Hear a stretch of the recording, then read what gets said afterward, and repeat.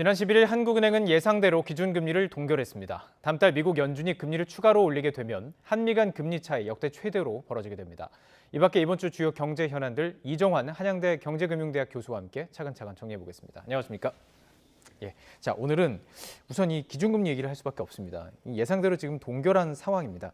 자 금리를 올릴 때 또 내릴 때 동결할 때 여러 가지 이제 상황들을 분석하고 그것의 이유가 나오게 되는데 이번엔 어떤 이유인 건가요? 사실은 일단은 뭐 여러분들이 궁금해하는 사항이 예. 왜 미국만큼 기준금리를 안 올리냐 이런 이야기를 많이 하시는데 네네. 그 미국이랑 뭐 한국이랑 경제 성장률이 좀 다르다는 게 아마 염두에 두셔야 될 것 같습니다. 네. 기본적으로 미국은 한국보다 경제 성장률이 오히려 높다라고 많이 생각을 하고 있거든요. 예. 그렇다는 이야기는 그만큼 이자를 올려도 경제에 좀 피해가 덜 가는. 왜냐하면 예. 이자를 올린다는 것은 기업들이 투자할 때 비용이 많이 들어간다라는 이야기이기 때문에 네. 그래서 경제 성장률이 좋으면은 비용을 많이 들고라도 이제 회수를 할 수가 있기 때문에 큰 문제가 없는데 예. 경제 성장률이 낮을 때는 금리가 조금이라도 더 높아진다 그러면 굉장히 투자가 줄어들게 되고 고용이 줄어들게 되는 효과가 있습니다. 네네. 그래서 이제 한국하고 미국의 기준금리가 오히려 미국의 기준금리가 높은데 왜 미국만큼 못 가느냐 이런 것에 대한 설명은 일단 그런 것이고요. 미국의 경제 성장률이 훨씬 더 안정적이다 이런 걸 말씀드릴 수 있겠고요. 예. 두 번째는 그러한 관점에서 지금 한국의 금리 수준이 꽤 높다라는 걸 또 말씀드려야 될 것 같아요. 지금 예. 이 기준금리가 3.5%인데 이 정도면은 우리나라 경제 성장률, 뭐 잠재 성장률 지금 예측치를 할 때 1% 혹은 2% 정도인데 이미 한국 경제의 펀더멘탈에 비해서는 기준금리 수준이 꽤 높다라고 말씀드릴 수 있겠습니다. 예. 그렇기 때문에 추가적으로 금리를 올린다는 것은 그러니까 어떻게 보자면 한국 경제가 버티는데 조금 더 어려움을 줄 수 있는 이런 상황이 된다라고 말씀드릴 수 있겠고요. 예. 최근 뭐 여러 가지 경제 뉴스들이 있는데 안 좋은 뉴스들이 사실 굉장히 많죠. 네. 무역 적자가 뭐 10개월간 누적됐다든지 대중무역 경상수지 무역 적자 경상수지라고 말씀드릴 수 있겠는데 네. 그다음에 특히나 이제 대중무역 수지가 적자로 네네. 갔다라는 이야기도 많이 하고 있고요. 저축은행의 연체율이 늘고 있다. 저축은행 연체율이 늘고 있다는 얘기들은 결국은 서민들이 돈을 못 갚는 상황들이 계속 많이 늘어나고 있다라는 이야기거든요. 예. 결국은 한국이 굉장히 사실은 빚을 많이 늘리면서 어떻게 보면 부채가 늘어나게 돼 있고 부채가 늘어났을 때 네. 금리를 올리게 된다 그러면 이자 비용 부담이 상당하게 그렇죠. 됩니다. 예. 상당하게 되니까 지금 이러한 것들이 사실 현실화, 투자 부분의 축소라든지 예. 서민들의 어떤 연체율 이런 것을 실현화되고 있는 상황에서 금리를 더 올린다는 것은 굉장히 부담스러운 일이기 때문에 예. 사실은 어떻게 보자면 하나의 요인을 말씀드리자면 예. 경제가 어렵고 예. 경제가 어려운 상태에서 금리를 올리는 것은 굉장히 더 큰 충격을 줄 수밖에 없기 때문에 네. 그런 부담스러운 상황에서 그리고 이미 한국의 금리 수준이 물론 미국보다는 낮지만 네. 한국의 경제 펀더멘탈에 비하면 높은 수준이기 때문에 예. 이런 것들을 고려해서 결국은 금리를 올리지 않는 이런 정책을 폈다라고 보시면 될 것 같습니다. 결국엔 부담을 주기 때문에 올리지 않는 것인데 안 올리면 또 안 올리는 대로 또 다른 이제 영향들이 있습니다. 그 중에 하나가 뭐냐면 주식이 이거 금리 이제 인상이 이제 끝난 것 같다. 그럼 우리 이제 돈 좀 투자하면 되지 않을까? 이런 느낌이 있습니다. 그래서 그런지 주식 시장이 상승세를 보였습니다. 그런데요, 시장에서 그런 전망이 있어요. 금리 이거 인상 더 못한다. 더 못할 것 같다. 지금 말씀하신 것처럼 지금 가게라든지 기업들이 느끼는 부담이 크기 때문에 금리 인상 끝난 것 같다. 이렇게 보는 분위기가 있는 것 같아요. 이거 어떻게 보세요? 개인적으로도 궁금한데. 일단은 한국은행에서는 당연히 예. 이제 어떻게 보자면 보수적으로 접근을 해야 되는 것이고요. 금리를 올리지 않은 그러니까 더 이상 올리지 않다라고 하는데 특히나 외부 조건들이 발생하면서 여러 가지 외부 상황들이 발생하면서 금리를 올리게 된다라 그러면 네. 시장의 불확실성을 굉장히 키우게 되거든요. 예. 그러니까 정책이란 것은 늘 보수적이고 시장에 안정을 줘야 되는 방향으로 가야 되기 때문에 네. 한국은행에서는 뭐 금리를 올릴 여지를 두었다라고들 많이 생각을 계속 하고 그렇게 있는데 말은 하지만, 계속 예. 그렇게 이야기를 하는 것은 결국은 정책의 안정성 그리고 금융시장의 불확실성을 줄이려는 어떤 정책의 의도라고 보시면 될 것 같고요. 예. 그렇지만 시장에서는 사실상 더 이상 금리를 올리기 쉽지 않지 않을까라는 의견이 지배적인 것 같습니다. 예. 아무래도 이제 빚에 대한 부담, 그러면 가계 부채, 우리나라 가계 부채, 기업 부채, 정부 부채가 모두 다 많다라고 이야기하는데 네. 이런 부채 부담이 워낙 큰 상태에서 예. 지금 최근에 무역 적자가 계속되고 그다음에 GDP 성장률도 낮아지고 있고 네네. 여러 가지 경제 전반의 환경이 좋지 않기 때문에 예. 금리를 올릴 여력이 별로 없다. 흔히 말해 지금은 경기를 연착륙시키는 데 훨씬 더 집중을 해야 될 시기지 어떻게 보면 금리를 더 올려서 인플레이션 잡기에는 약간 시장에 너무 불확실성을 주는 것들이 아니냐라고 볼 수 있겠고요. 예, 예. 특히 이 기준금리 더 올리게 되면 채권 시장 같은 데도 큰 영향을 미치는데 예. 한전채가 올해도 수십조 이상 발행될 것이라는 이야기들이 나오면서 어떻게 보면 금리가 올라가게 되면 한전채 같은 AAA 등급의 금리 역시 또 올라가게 되고 AAA 등급의 금리가 올라가게 되면은 예, 예. 다른 채권들 AA 등급, 예, 그 밑에 A 등급 채권들 금리가 다 올라가게 되거든요. 그렇게 네. 되면은 시장의 자본 조달에도 굉장히 문제를 줄 수가 있기 때문에 예. 전반적인 상황에서 결국은 거의 쉽지 마무리된 않다. 것으로 이게 보이군요. 뭐 이렇게 단언해서 말씀드릴 건 아니지만 네네. 약간 외환 시장에서 큰 혼란이라든지 이런 것이 없는 한은 국내 기준으로만 봤을 때는 예. 더 이상 올리기는 아마 쉽지 않지 않나 이렇게 많이들 평가하시고 있는 것 같습니다. 시장, 정책 당국 다 지금 우리 경기가 심상치 않다는 것을 동의하고 있습니다. 학계도 마찬가지일 거고요. 자, 그런 그 요인 중에서는 여러 가지 이제 지표라든지 뭐 발표들을 봐야 할 텐데 국제통화기금 IMF가 우리 경제 성장률을 또 낮췄습니다. 0.2% 포인트를 내려서 지금 4차례 연속 하향 조정했어요. 지금 올해 지금 1분기 지난 지 얼마 안 됐습니다. 근데 지금 벌써 4차례를 조정을 한 것인데 계속 낮추는 이유가 뭐라고 보십니까? 사실은 이제 한국 경제는 중국에 많이 의존을 한다라고 이야기하는데 중국이 이제 작년 하반기죠. 코로나가 한번 팍 번졌다가 이제 잠잠해지고 있으면서 이다음에 리오프닝이라는 걸 하고 있는데 리오프닝의 성과가 잘 나타나고 있지 않은 게 아니냐라는 게 사실은 최근에 지배적인 의견이고 예. 이에 따라서 최근 뉴스들을 보면은 중국이 재정 정책을 필 것이다. 그러니까 소비가 부양이 안 되기 때문에 흔히 말해서 리오프닝이 되면 소비가 부양이 되고 소비가 부양에 따라서 투자가 늘어나게 되고 고용이 늘어나게 되고 이런 것들을 기대했는데 네. 생각보다 안 늘어나니까 정부에서 강제적으로 재정을 펴서 예. 어떻게 보면은 이 흔히 내수를 이끈 이런 정책을 활성화시키는, 활성화시키는 정책을 하지 않을까라는 그런 얘기도 많이 나오고 있거든요. 네네. 그렇다는 이야기는 뭐냐? 한국이 사실 중국 의존도가 꽤 높고 특히 반도체 같은 수출에는 중국 의존도가 높은데 네. 중국이 생각보다 그러니까 예전에 했던 것보다 잘 안 살아나는 게 아니냐라는 기대감들이 하나가 형성되기 큰 이유인 것 같아요. 가장 큰 이유라고 아마 생각이 되는 것 같습니다. 예. 그다음에 이제 한국 경제 문제, 빚이 너무 많고 그다음에 빚이 많은데 지금 같은 금융 시스템 위험이 조금 있었죠. 그러니까 예. 흔히 말한 실리콘밸리 뱅크 사태가 터지면서 금융시장 전반에 대한 좀 불확실성이 커졌기 때문에 네. 이런 불확실성이 커진 것들, 그러니까 빚이 많은 상태에서 금융시장의 불확실성이 커지면은 예. 아무래도 이제 성장률에는 부정적인 영향으로 갈 수밖에 없는 예. 이런 상황이 발생한다. 그리고 한국 경제는 또 그러니까 전반적으로 중국의 의존도도 크지만 예. 대외 의존도 전반적으로 굉장히 큰 경제인데 수출에 의존하는. 예, 수출에 굉장히 의존을 많이 하죠. 근데 이제 그 전 세계 경제 성장률을 0.1% 포인트 낮췄습니다. 그러니까 예측치를 IMF가 이번에 발표하면서 0.1% 포인트 낮췄는데 네네. 그 말은 전 세계 경기가 안 좋아진다는 이야기고 아무래도 수출 의존도가 높은 한국으로서는 이런 피해를 받을 수밖에 없는 상황. 그리고 또 더 큰 피해를 받을 수밖에 없는 상황이기 때문에 0.2% 포인트 낮추는 예. 그런 결과를 나타내지 않았냐. 결국은 한국이란 나라가 어떤 경제적인 특성. 대외 의존도가 굉장히 높고 예. 빚에 대한 의존도가 또 굉장히 높은 이런 예. 두 가지 특성들이 반영이 돼 있고 중국이 또 잘 경제 부양이 경기 부양이 잘 안 이루어진 이런 상황들이 예. 발생이 되면서 예. 약간 경제 성장률 전반치를 더 낮춘 것이 아니냐 이렇게 평가할 수 있겠습니다. 자, 그렇다면 이제 앞으로가 중요합니다. 지금 어쨌든 중국 쪽의 수출이 많이 지금 적자가 나는 것도 사실이고 원래 중국이 굉장히 우리가 수출을 많이 하던 곳이고 수입도 많이 했지만 이제 그것도 문제고 반도체도 지금 잘 안 되는 것이 사실인 겁니다. 근데 이런 상황에서 하반기에는 좋아질 것이냐. 근데 주로 이제 뭐 경기 침체라는 것을 놓고 우리가 경기 침체로 가기 전에 보는 지표들이 몇 가지가 있잖아요. 뭐 고용 지표도 봐야 하고 여러 가지 봐야 하는데 일단 추경호 부총리가 우리 고용과 물가 지표가 안정적이다. 물가는 지금 낮아지는 것으로 높은 수준이 낮아지는 것으로 보이니까요. 하반기에는 경기가 좀 나아질 것이다. 이렇게 좀 보는 것 같아요. 근데 이건 동의하시는죠? 사실 이게 뭐 당연히 지금보다는 나아질 가능성이 조금 있다라고 보시면 될 것 같은데 네. 그렇지만 이제 얼마나 나아질 것이냐에 대해서는 사실 약간 감론을박이 있는 게 사실이다라고 아주 조금일 수도 있고. 아주 예. 조금일 수도 예. 있고 예. 당연히 상반기가 조금 더 어렵고 왜냐하면 이제 하반기가 가면은 미국도 피벗을 할 수도 있지 않을까라는 기대가 있고 피벗을 한다는 얘기는 금리를 인상하다가 멈추고 금리를 인하하는 기조로 갈 수도 있지 않을까라는 일말의 기대감이 인하까지? 일말이 아주 일말이긴 하지만 그런 기대감도 있고요.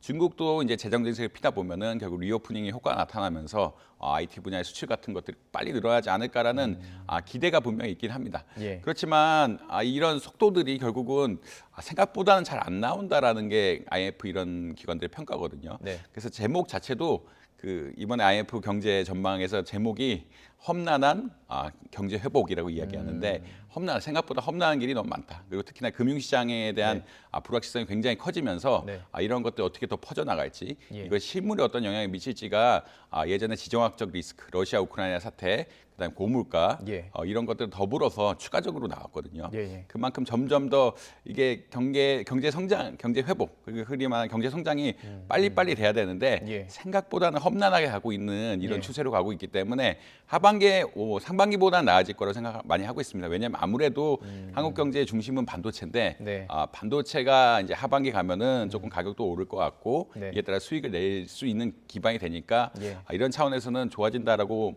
뭐 당연히 생각을 하고 있는데 이 속도란 것이 지금 보고서들 계속 추세를 보면은 생각보다 리스크들이 생각지도 않았던 리스크들이 여러 개가 나타나면서 네.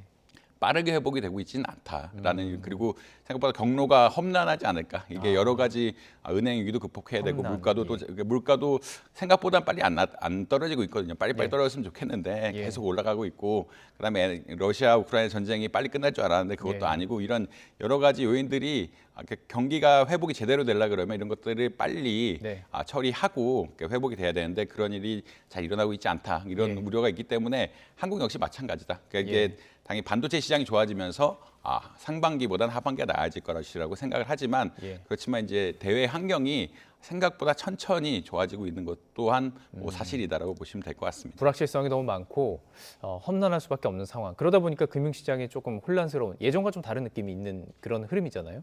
자, 지금 한국 기준금리 얘기 계속 하고 있는 건데요.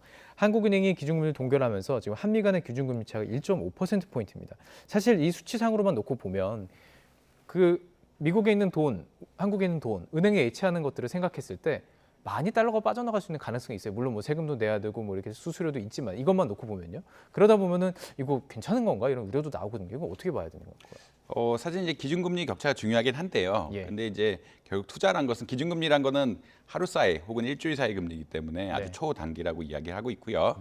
근데 이것들이 우리가 실제 투자를 할 때는 1년짜리 금리, 2년짜리 금리, 뭐 3년짜리 금리, 10년짜리 금리 이렇게 장기적으로 봐야 되는데 사실 이제 미국 역시 이제 실리콘밸리 뱅크 사태가 터지면서 금리를 더 못 올린다는 그런 어떤 전반적인 예. 컨센서스가 약간 생겼습니다. 예. 그렇기 때문에 장기채 금리들은 오히려 약간씩 하향하는 추세거든요. 그러니까 전반적으로 예. 금리가 이제 기준금리가 높지만 이제 점차 향후에 금리가 낮아질 것이기 때문에 예. 이제 1년 금리, 2년 금리, 3년 금리, 4년 금리, 뭐 10년 금리 이렇게까지 가면은 결국 예전보다 약간씩 오히려 낮아지는 경향도 보이고 있습니다. 예. 그렇다는 이야기는 뭐냐면 결국 기준금리 격차가 중요하죠. 그게 특히나 이제 환율 시장에서 움직임이라든지 네. 자본 유출에서 중요하긴 한데 이제 실제로 투자를 할 때는 우리가 기준금리만 보고 투자하는 것이 아니라 네, 이제 1년 네. 이렇게 장기적인 것들, 장기적인 예. 어떤 기간 구조를 다 반영해서 예. 투자를 해야 되는 것이기 때문에 조금은 뭐 그렇게 이게 기준금리 격차가 낮다고 해서 예. 외환 시장에서 급격하게 돈이 빠져나가고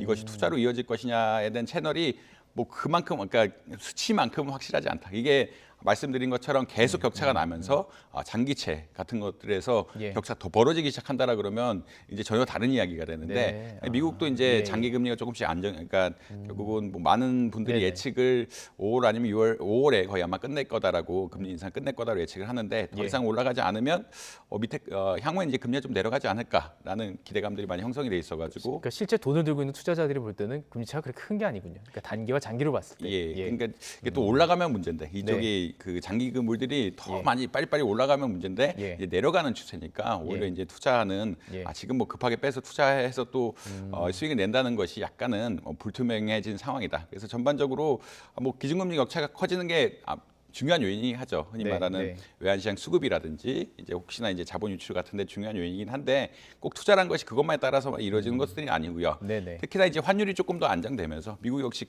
환율이란 것은 미래 금리에 대한 어떤 기대들이 반영이 되는데 네네. 미래 금리가 그렇게 더 이상 올라가지 않을 것다라는 기대들이 반영이 되면서 지금 1,300 왔다 갔다 하면서 안정이 돼 있거든요. 예, 안정이 예. 돼 있기 때문에 아마 외환 시장에서 큰 문제가 없고 예. 그렇다는 얘기는 아마 기준금리 오르는 것은 이미 거의 다 반영이 돼 있고 예. 차차차차차차 안정이 되지 않을까라고 많이들 예측을 하고 있는 것 같습니다. 금리 인상이 그러니까 안 될 거라고 지금 미국에서도 시장에서도 그런 기대를 가지고 있는 건데 그 사실 이게 연동되는 게 물가예요. 물가가 계속 오르고 심각하면 금리 인상을 할 수밖에 없는 건데 지금 자료를 보면요. 에너지나 식품을 뺀 근원 CPI 뭐 되게 어렵습니다. 설명을 부탁드리겠어요. 그게 지금 물가 상황에서 이건 오히려 올라간 거로 나오고 있어요. 그러니까 과연 지금 물가 하락세를 낙관할 수 있는 것이냐 이런 의문도 드는 거거든요. 예, 사실 맞는 말씀입니다. 예. 그래서 이제 FOMC 5월에는 금리를 한번 올리지 않을까라는 이야기가 나오는 것이 지금 지표를 봤을 때 근원 소비자 물가 상승률, 예. 근원 CPI 상승률이 예. 이제 사실은 보통은 근원 CPI 상승률이 최근 봤을 때는 네. 일반적인 CPI 상승률과 좀 낮게 나왔는데 지금 네. 거의 역전된 상태가 될 정도로 근원 CPI가 많이 올라왔습니다. 예. 근원 CPI 상승률이란 결국 뭐냐면 그 흔히 말해서 그 CPI 소비자 물가지수 측정할 때는 우리가 상품들을 넣죠. 네.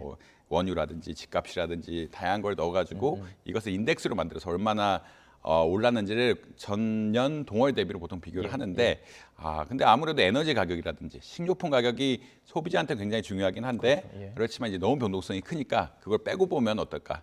그러니까 그것들이 이제 지수를 너무 그러니까 소비자 물가 지수만 네, 보면은 네. 이런 식료품이라든지 에너지 가격 비중이 크니까 그것 때문에 변동성이 너무 많이 생기면은 사실 이게 실제 물가를 잘 반영하는 거냐에 대해서 의문을 가질 수밖에 없거든요. 네, 네. 그래서 그런 부분, 식료품하고 에너지 부분을 뺀 것이 이제 근원 물가 지수라고 이야기할 수 있겠고, 네. 이제 근원 물가 지수 상승은 아무래도 지금 미국 봤을 때는 임금이 많이 오르고 있고, 예. 렌트 같은 것들이 많이 오르고 있다라는 그런 경향 때문에 올라가고 있다는 이야기를 많이 하고 있는데, 예. 근데 이제 아무래도 이런 것 때문에 5월에는 한 번 더 인상을 하지 않을까라는 이야기가 굉장히 많이 네. 나옵니다. 아무래도 근원 CPI가 좀 잡혀야 예. 근원 소비자 물가지수가 좀 잡혀야 이제 흔히 말해서 피버팅 그러니까 금리를 더 이상 안 올리고 낮추는 이런 계기로 그런 방향으로 갈 수가 있는데 예. 그러지 못하고 있는 것이 아마 지금 근원 소비자 물가지수가 좀 높게 나와서 그런 네. 거라고 말씀드릴 수 있겠고요. 예. 그렇지만 이제 다른 지표들, 그러니까 소비자 물가지수 중요하고 네. 그다음에 그 목요일날 생산자 물가지수가 나왔는데 생산자 물가지수가 원래 전월 대비 뭐 0.2%포인트 오를 거다라고 얘기했는데 0.5%포인트 떨어졌거든요. 예. 떨어지면서 사실 주시장이 굉장히 호황을 그 목요일날 굉장히 많이 오르는 이런 예. 상황이 발생을 했는데 예. 그다음에 노동시장 지표 역시 아까 임금을 말씀드렸는데 임금은 노동시장에 굉장히 중요한 요소고요. 예. 노동시장이 중요하다는 것은 최근에 이제 미국이 굉장히 노동이 부족한 네. 그러니까 노동 공급에 비해서 예. 노동 수요가 너무 많은 상황들이 발생했는데 예. 그 실업자 지표가 그 실업 수당을 신청한 사람들의 어떤 지표가 나왔는데 이제 예. 이번 달에 3월 달에 실업 수당 신청이 2020년 초 이후에 가장 높게 나왔다. 그 말은 네. 노동 시장에서 실업률이 조금씩 늘어나고 있는 것, 실업이 좀 늘어나고 있는 것이 아니냐라는 이런 신호가 점차 나타나고 있기 때문에 예. 물론 이제 전반적으로는 아까 근원 소비자 물가 지수 때문에 5월 달에 올릴 것이다. 5월 FOMC에 금리를 올릴 것이다라고 이야기를 하고 있지만 그럼에도 불구하고 이제 노동시장이라든지 생산자 물가지수라든지 예. 다른 지표들이 안정이 돼 있기 때문에 6월 달에는 멈추지 않을까라는 또 기대감도 많이 형성돼 있다라고 보시면 될 것 같습니다. 지금 너무 많은 그 정보들이 혼재되어 있습니다. 그러니까 긍정적인 사인, 안 좋은 사인들이 막 왔다 갔다 하는 그런 상황인데 그러니까 불확실하다는 얘기를 하는 것 같아요. 경제 전망이 어느 정도 나오고 이럴 것이야라는 게 있어야 뭐 투자도 어느 정도 방향을 탈 텐데 지금 좀 다른 쪽으로 넘어가 보도록 하겠습니다. 지금 그래서일까요? 지금 뭔가 시장이 불확실할 때는 안전자산으로 좀 돈이 쏠리는 경향이 있는데 금값이 요즘 무섭게 오르고 있습니다. 뭐 예전처럼 뭐 금 반지 선물하기도 좀 부담스러울 정도로 오르고 있는데 이런 현상이 지금 저희들이 지금 전반적으로 살펴봤던 이런 불확실성이 반영된 건가요? 사실은 금은 이제 시장에서 굉장히 안전자산이라고 이야기하죠. 예. 달러하고 금이 약간 경쟁적인 관계를 가지면서 안전자산이라는 이야기를 많이 하고 있고요. 네. 근데 그 말은 이제 달러에 대한 수요가 많으면 금에 대한 수요가 좀 줄어들게 되고 금에 대한 수요가 많으면 달러에 대한 수요가 조금 줄어들게 되는 네. 이런 약간의 대체제 관계라고 보통 이야기합니다. 예. 대체 관계가 조금 있긴 있습니다. 근데 이제 최근에 미국이 금리를 더 이상 올리지 않을 거다라는 기대감이 형성이 되면서 달러에 대한 수요가 좀 줄었거든요. 예, 달러가 강세가 좀 줄어들게 되면서 일단은 달러와 강세, 달러의 어떤 대체제라고 할 수 있는 금의 투자 가치가 조금 높아진 그런 경향이 일단 하나가 있습니다. 예. 그다음에 이제 두 번째로는 최근에 은행 사태라고 이야기하죠. 은행 위기들이 여러 개 발생하면서 예. 흔히 말해서 그 통화로 가지고 있는 것들, 통화로 투자하는 것들에 대한 좀 불확실성. 그러니까 예. 우리가 달러라든지 유로라든지 이런 거에 대해 투자를 하는 것들보다는 예. 오히려 금을 가지고 있는 게 훨씬 더 안전하지 않느냐라는 또 이런 기대감도 형성이 돼 있습니다. 예. 이런 결국은 달러에 대한 수요가 굉장히 중요하고 그다음에 금융시장에 대한 어떤 불만족 역시 금에 대한 수요를 이렇게 늘리는 큰 채널이라고 말씀드릴 수 있겠고요. 예. 이런 것들이 점차적으로 반영이 되면서 특히나 이제 금은 또 상품이기 때문에 네. 상품이란 것은 물가가 올라가면은 사실 상품 가격은 좀 올라가야 되거든요. 그래서 예. 사람들이 인플레이션에 대한 기대감 역시 금에 좀 투영이 되면서 네. 결국은 금이란 것은 오늘 딱 사면은 딱 뭐 예금을 예. 들기면은 얼마인지 정해져 있지만 금은 상품이기 때문에 물가가 올라가게 되고 돈이 많이 풀리면 저절로 또 예. 가격이 올라가는 이런 현상이 있을 수가 있다라는 이런 여러 가지 판단. 예. 결국은 달러의 안전자산으로서의 가치가 좀 떨어진 것들. 금융시장이 불확실해지면서 예. 은행에 대한 어떤 달러 투자 혹은 흔히 말하는 지폐, 그러니까 각국의 통화에 대한 투자에 대한 좀 불확실성이 커진 것들, 그다음에 금이 가지는 어떤 상품적인 특성들이 네. 겹치면서 결국은 금값이 굉장히 많이 올라가고 있는 것들이 아니냐 예. 이렇게 말씀드릴 수 있을 것 같습니다. 과연 그러니까 이 시장 안에서 뭐 받아들일 수 있는 수준이냐 이런 게 궁금한 건데 지금 러시아와 중국이 금 보유량이 지금 3위, 4위예요. 이건 뭐 다른 뭐 배경이 있는 건 아니냐 이런 얘기도 나오고요. 어떻게 보세요? 이게 뭐 명확하죠. 배경은 명확합니다. 네. 왜냐하면 러시아가 달러 자산 동결을 한번 당했죠. 달러 자산 동결을 당했다는 이야기는 어떤 이야기냐면 달러로 가진 것들을 더 이상 사고 팔 수가 없는 네. 그 자산이 동결된. 그러니까 러시아 우크라이나 사태 전쟁을 일으키면서 예. 미국이 경제 제재를 했고요. 경제 제재의 가장 큰 방법 중 하나가 결국은 달러 자산에 대한 어떤 유동화를 방지해 버리는 이런 예. 상황이 발생했습니다. 예. 지금 미국하고 대비된 어떻게 보면 적국이라고 할 수 있는 나라들이 중국하고 러시아거든요. 사실은 90년대부터 2020년 초까지는 글로벌라이제이션 시대라고 해서 모두 다 이제 무역 장벽을 헐무고 다 친구가 돼서 무역 파트너가 되는 시대였는데 이제는 경제 안보의 시대죠. 경제 안보의 시대라는 건 어떤 거냐면 각국들이 미국, 중국, 러시아, 특히나 이제 네네. 중국, 러시아가 한 묶음이고 예. 유로존 이런 각국들이 예. 각국의 이해관계에 따라서 경제 정책을 운영하게 되고 예. 특히나 이제 중국이나 러시아는 미국의 잠재적인 적으로도 인식을 할 수가 있기 때문에 예. 이런 사태들이 발생하면서 결국은 달러 자산, 그러니까 중국이나 러시아가 네네. 달러를 가진 것에 대한 부담이 굉장히 커졌고 예. 이에 따라서 결국은 달러보다는 영향도. 안전한 금을 많이 가지게 되는 이런 현상이 발생했다고 보시면 될 것 자, 같습니다. 알겠습니다. 마지막으로 짧게 이것도 좀 짚어봐야 될 것 같아요. 부동산 경기 침체가 이어지면서 PF 부실 우려가 좀 커지는 상황인데 지금 심각한 상황인지 궁금하거든요. 사실 이게 최근에 연체율 같은 것들이 많이 늘었다라고 이야기를 하고 있고요. 그다음에 부동산 미분양이 굉장히 많이 나고 있다라고 보고 있는데 미분양률이 그러니까 분양률이 한 40% 50%까지 떨어지게 되면은 부동산 PF가 굉장히 위험해진다고 얘기를 많이 하고 있거든요. 예. 그러니까 기준이 뭐 70%냐 50%냐 뭐 여러 가지 의견이 있긴 하지만 분양률이 떨어지면 떨어질수록 사업에 대해서 대출을 해주는 이런 부동산 PF 같은 것들에 대해서는 위험성이 굉장히 커지고 있다라고 보시면 될 것 같고 이것들이 사실은 저축은행들이 많이 빌려줬기 때문에 네, 저축은행이 또 그렇게 시중은행보다는 건전성이 안 좋은데 예. 리스크가 커진 이런 상황이기 때문에 저축은행에 대한 사실 루머까지 돌았는데 그러니까 이상 소문이 막 돌아요. 소문이 뭐 흔히 말하는 찌라시 같은 소문이 막 돌았는데 예. 사람들이 불안감이 있죠. 이게 이런 데들 그러니까 몇몇 저축은행들이 이런 부동산 PF 투자를 많이 했는데 분양률이 얼마 이하로 가게 되면은 다 못 받는 게 아니냐 예. 이런 것들에 대한 점차 염려가 커지기 시작하면서 사람들이 하는 의구심이 있고요. 이런 예. 의구심이 있는 데다가 어떤 이런 불확실성 상황에서 발생하는 소문들이 늘어나게 되면서 예. 결국 좀 시장에 혼란이 있는 게 분명한 사실이다.